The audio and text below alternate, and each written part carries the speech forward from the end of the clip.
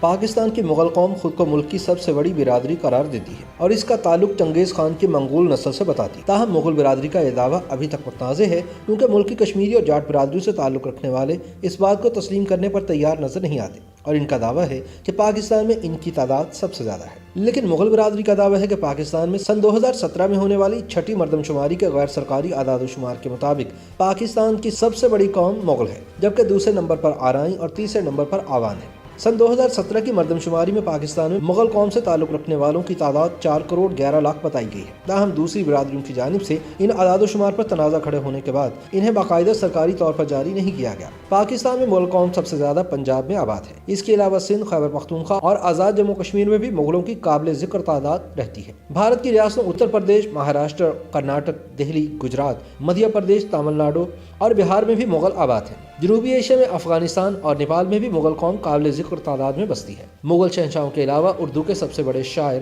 اسد اللہ غالب کو بھی مغل قرار دیا جاتا ہے۔ آئیے جانتے ہیں کہ مغل قوم کہاں سے آئی تھی اور ان کا جد امجد کون تھا۔ مورخین کے مطابق ان کی تاریخ صحیح معنوں میں چنگیز خان سے شروع ہوتی ہے، کیونکہ یہ مغلوں کا پہلا بادشاہ تھا جس نے منگول سلطنت کی بنیاد رکھی۔ اسی نام یعنی منگول سے مغل نام نکلا ہے۔ تاہم یہ نقطہ بھی اہم ہے کہ مغل محض ایک قبائلی شناخت یعنی ذات برادری نہیں، بلکہ ایک نسل ہے۔ لہٰذا مغل کہلانے والے دراصل خود کو منگولوں سے جوڑتے ہیں، اس لیے پاکستان اور بھارت میں کروڑوں افراد مغل کہلاتے ہیں۔ بلا شبہ لسانیات کے ماہرین بھی سمجھتے ہیں کہ لفظ مغل دراصل منگول سے نکلا ہے، چونکہ عربی زبان میں گاف کا حرف نہیں ہوتا، تو جب منگول عرب پر حملہ آور ہوئے تو انہوں نے انہیں مغل کہنا شروع کیا، جس کی وجہ سے یہ قوم مغل بن گئی۔ مغول یا منگول موجودہ منگولیا، روس اور چین اور خصوصاً وسطی ایشیائی سطح مرتفع صحرائے گوبی کے شمال اور سائبیریا کے جنوب سے تعلق رکھنے والی قوم ہے۔ تاہم بھارت، پاکستان، افغانستان اور بنگلہ دیش سے متعلق ان لوگوں کی ایک بڑی تعداد موجود ہے جو مغلوں کے مختلف ادوار میں وسطی ایشیا سے حملوں کے دوران آباد ہوئے۔ یہی نہیں بلکہ دیگر قومیں جیسا کہ ترک اور ایرانی تارکین وطن بھی یہاں آباد ہوئے،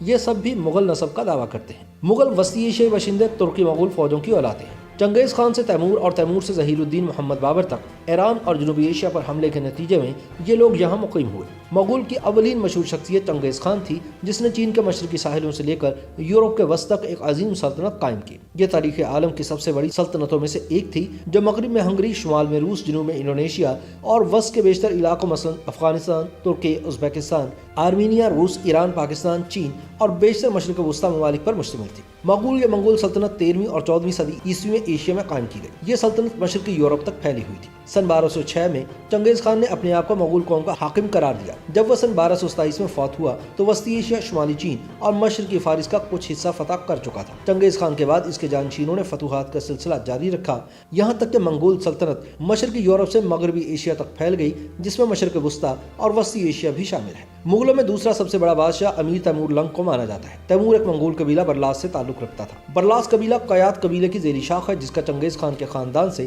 قریبی تعلق تھا۔ تیمور لنگ کا تعلق سمرقند سے تھا۔ تیمور نے اپنی زندگی میں 42 ممالک فتح کیے۔ وہ دنیا کے چند نادر لوگوں میں شمار ہوتا ہے۔ اپنی فتوحات کے وسعت کے لحاظ سے تیمور کا شمار سکندر اعظم اور چنگیز خان کے ساتھ دنیا کے 3 سب سے بڑے فاتح سپہ سالاروں میں ہوتا ہے۔ فتوحات کی کثرت میں وہ شاید چنگیز خان سے بھی بازی لے گیا تھا، لیکن وہ مسلمان ہونے کے باوجود خون ریزی اور سفاکی میں چنگیز خان اور ہلاکو سے کم نہیں تھا۔ برِ صغیر پاک و ہند کی بات کی جائے تو شہنشاہ بابر کے دور سے یہاں مغلیہ سلطنت کا قیام عمل میں آیا اور اس کے ساتھ مغل پورے برِ صغیر میں پھیل گئے اور ان کی تعداد میں خاطر خواہ اضافہ دیکھا گیا۔ مغلیہ سلطنت سن 1526 سے سن 1857 تک برِ صغیر پر حکومت کرنے والی ایک مسلم سلطنت تھی، جس کی بنیاد ظہیر الدین بابر نے سن 1526 میں پہلی جنگ پانی پت میں دہلی سلطنت کے آخری سلطان ابراہیم لودھی کو شکست دے کر رکھی تھی۔ مغلیہ سلطنت اپنے عروج میں تقریباً پورے برِ صغیر پر حکومت کرتی تھی، یعنی موجودہ دور کے افغانستان، پاکستان، بھارت اور بنگلہ دیش کے ممالک پر مشتمل خطے پر ان کا دورہ تھا۔ ایک فرانسیسی سیاح برنیئر، جس نے مغل شہنشاہ اورنگزیب کے دور حکومت کے دوران ہندوستان کا دورہ کیا تھا، اس کے مطابق قرون وسطیٰ کے زمانے میں آل مغول نے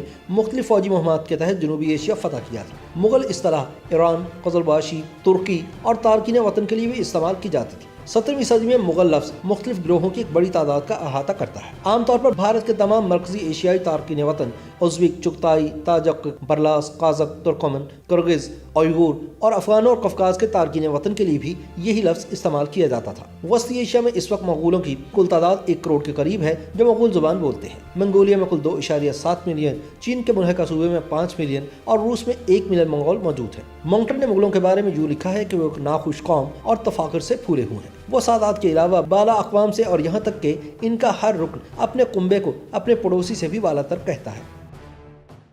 YouTube پر گوگلی نیوز دیکھنے کے لیے youtube.com کی سرچ بار میں googly news T V type کریں۔ گوگلی نیوز کے پیج پر سرخ رنگ کے سبسکرپشن والے بٹن پر کلک کرنا نہ بھولیے۔ YouTube پیج پر اپلوڈ ہونے والی ویڈیوز سے باخبر رہنے کے لیے بیل آئیکن پر کلک کیجیے۔ آپ کو ہر نئی ویڈیو کے بارے میں نوٹیفیکیشن موصول ہو جائے گا۔